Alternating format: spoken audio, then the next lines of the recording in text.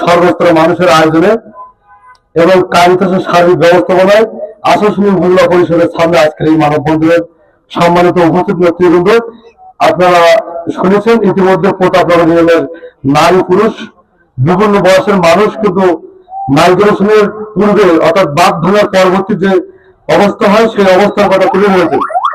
তা বাঁধ ভাঙার পরে যে প্রতাপনগরের যে দৃশ্য হয়, যে করুণ দৃশ্য, সেই দৃশ্য আসলে ভাষায় প্রকাশ করার মতো না।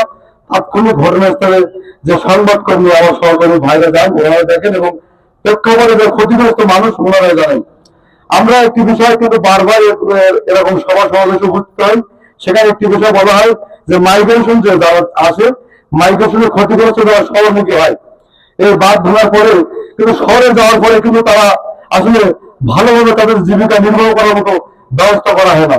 হয়তো বা কিছুদিন এখানে ওখানে থাকে, আবার পুনরায় তারা তাদের নিজের এলাকা চলে যেতে হয়। কিন্তু সেখানে গিয়ে তারা কি করবে?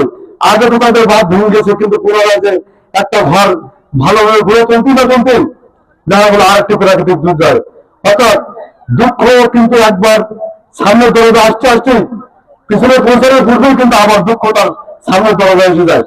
এই যে প্রতিনিয়ত দুঃখ দুর্দশা, এই দুঃখ দুর্দশা লাঘবের জন্য প্রতাপনগর মানুষের দাবি একটাই, টেকসই বেড়িবাঁধ। তারা কিন্তু চায় না যে কোনো ত্রাণ কোনো সাহায্য, চায় টেকসই বেড়িবাঁধ।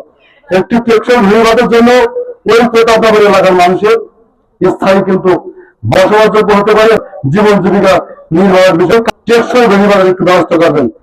তাহলে প্রতাপনগরের মানুষ কিন্তু আর মাইগ্রেশন হবে না, বাস্তুচ্যুত হবে না, ঠিক প্রতাপনগর থেকেই তার জীবন জীবিকা নির্বাহ করতে পারবে।